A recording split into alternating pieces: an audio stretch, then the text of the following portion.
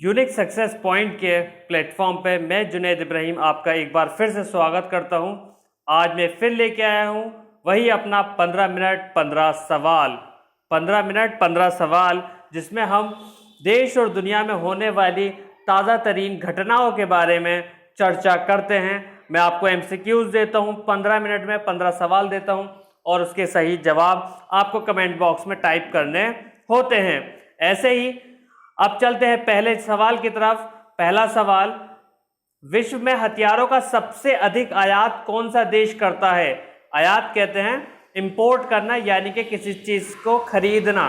तो विश्व में सबसे बड़ा जो आयात है वो कौन सा देश करता है? रूस, चीन, भारत और मलेशिया। रूस जो है सबसे ज्यादा निर्यात करने वाला देश है। क्या निर्यात करने वाला? हथियार को निर्यात करने वाला देश है। और चीन भी हथियारों को निर्यात करता है, लेकिन भारत जो है सबसे ज्यादा आयात करता है। क्या? हथियार। सबसे ज्यादा हथियार आयात करने वाला देश हमारा भारत है।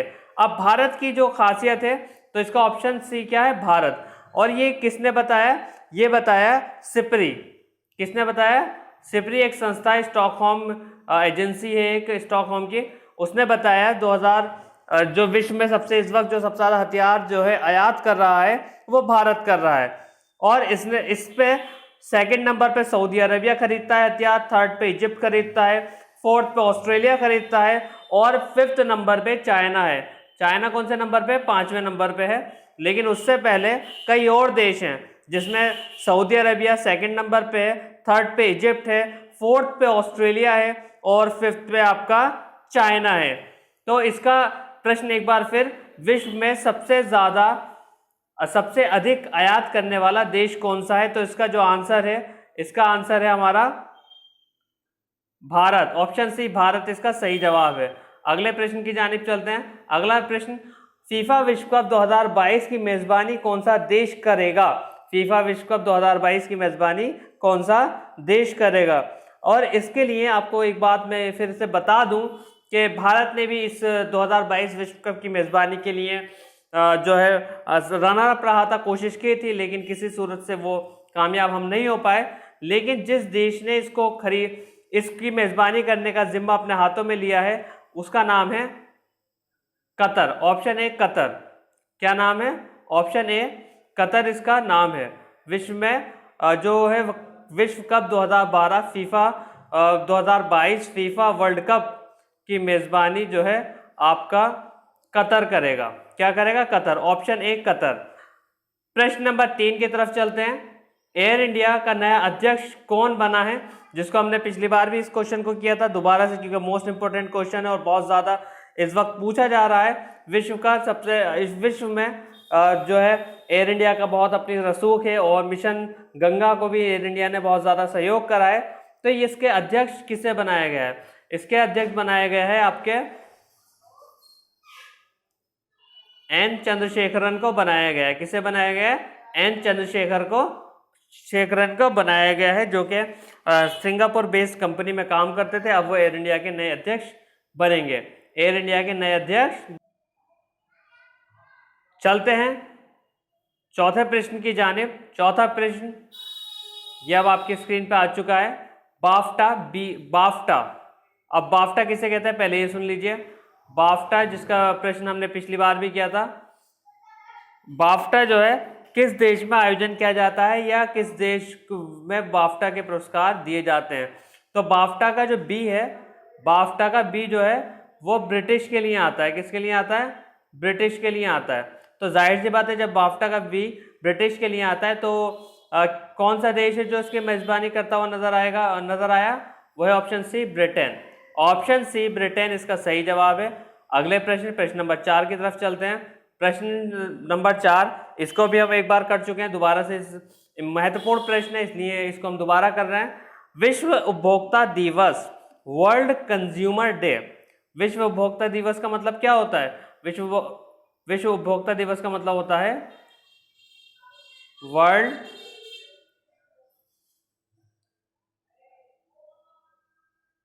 कंज्यूमर और डे।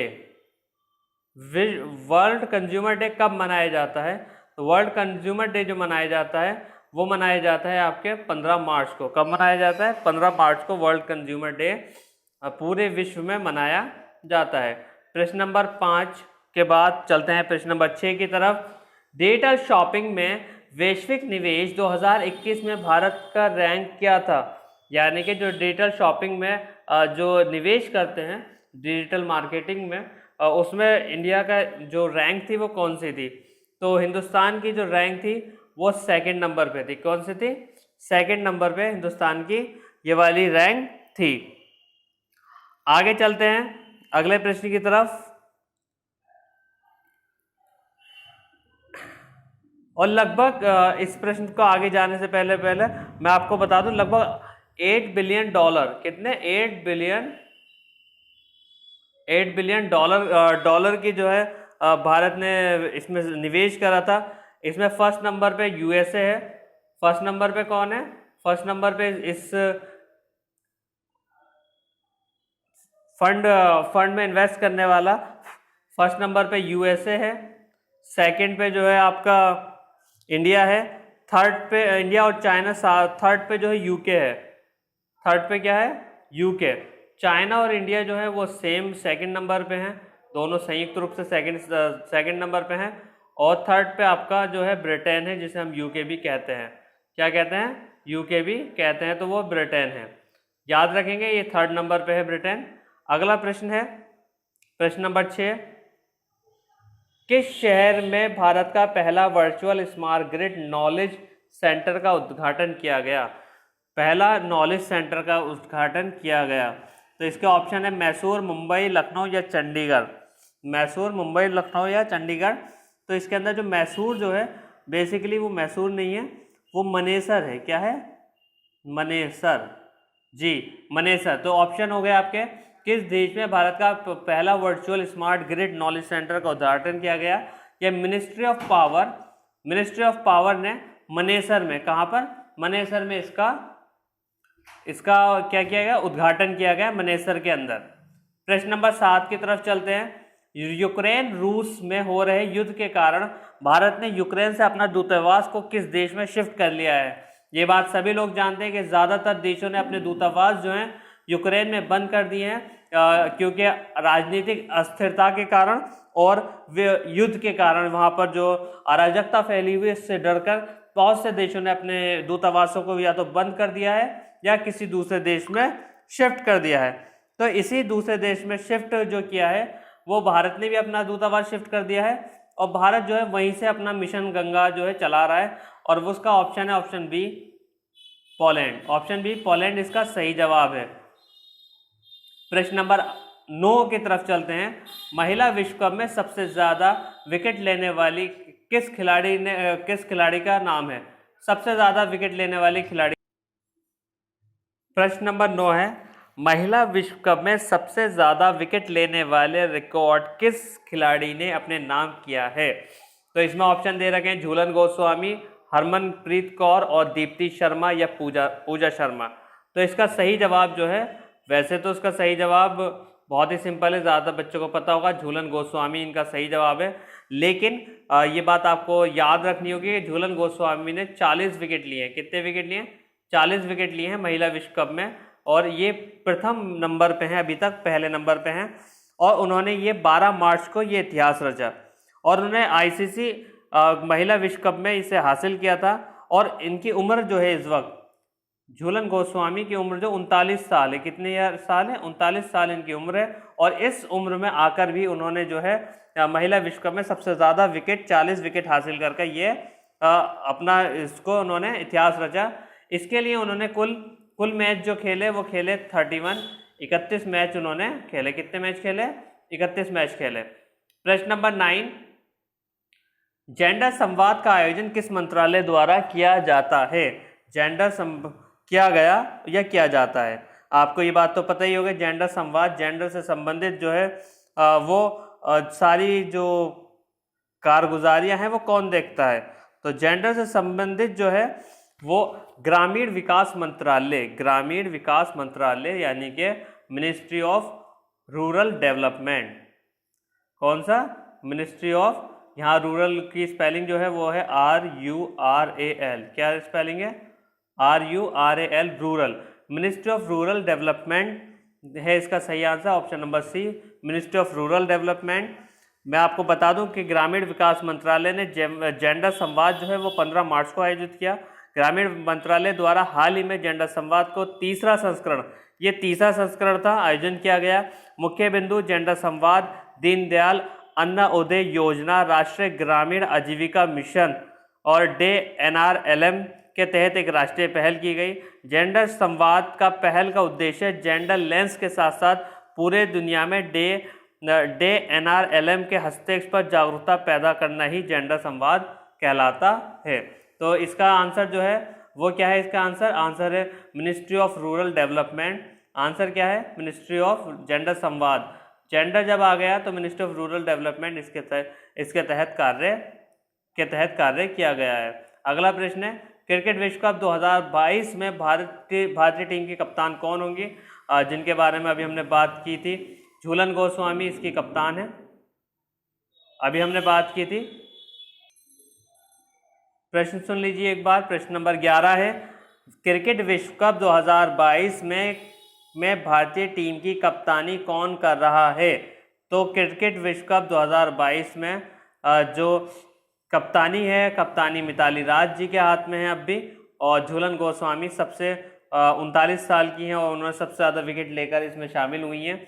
और मिताली राज जी ने एक बतौर कप्तान जो है सबसे ज़्यादा विश्व कप के मैच खेलने का रिकॉर्ड भी अपने नाम किया है। ये रिकॉर्ड उन्होंने बेलिंडा क्लार्क यानी कि जो ऑस्ट्रेलिया की प्लेयर जिन्होंने 23 मैच खेले थे, 23 मैच खेले थे, उनके बाद इन्होंने हासिल किया है। अभी ये 24 मैच खेलकर और उससे आगे नज़र आ रही हैं।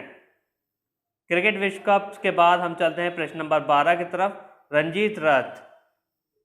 क्रिकेट विश्व कप के बाद हम चलते हैं सीधे रंजीत रथ की तरफ, और रंजीत रथ एक जाने माने MD रह चुके हैं, कई संस्थाओं में उन्होंने काम किया है, और उससे ही आगे हम उनके बात करते हैं। जैसे कि आप सब लोग जानते ही हैं, रंजीत रथ को किस तेल कंपनी के अगले अध्यक्ष और MD के रूप में नामित किया गया है? उनका नामित किया गया है। Ranjit Rath has been named as the next chairman and MD of the which oil company? तो जो इसके कई ऑप्शन दे रखे हैं, ऑयल, भारत पेट्रोलियम दे रखा है, हिंदुस्तान पेट्रोलियम दे रखा है, रिलायंस दे रखा है, या ऑयल दे रखा है। तो जिनको अध्यक्ष बनाया गया है ना, MD और अध्यक्ष जो है वो ऑप्शन डी किसका बनाया गया? ऑयल, OIL, ऑयल का अध्यक्ष इन्हें बनाया गया। अगर कोई पूछे कि रंजीत रथ किससे संबंधित हैं, तो पेट्रोलियम मिनिस्ट्री से संबंधित है, पेट्रोलियम मंत्रालय से, और ऑयल जो है उस कंपनी का नाम है जिसके ये MD और अध्यक्ष बनाए गए हैं। प्रश्न नंबर 12, अभी जिसके बारे में बहुत ज़्यादा चर्चाएं रही हैं काफ़ी समय से, उसी प्रश्न की तरफ हम चलते हैं। अगला प्रश्न जो है आपसे पूछा जा रहा है कि युविका कार्यक्रम क्या है, यानी कि युविका कार्यक्रम किस संस्थान द्वारा आयोजित किया जाता है? तो पहले तो युविका को समझ लीजिए। युविका है युवा वैज्ञानिक कार्यक्रम। पहले तो आपको ये समझना होगा कि युविका है क्या। युविका है युवा वैज्ञानिक, क्या है? युवा वैज्ञानिक। अब युवा वैज्ञानिक है, जाहिर सी बात है वैज्ञानिक है, तो वैज्ञानिक जो है नीति आयोग में काम करते हैं, DRDO में या इसरो में? तो ऑप्शन, नीति आयोग में तो काम नहीं करते हैं वैज्ञानिक, तो अब बचा DRDO और इसरो। क्या बचा? DRDO और इसरो बचा।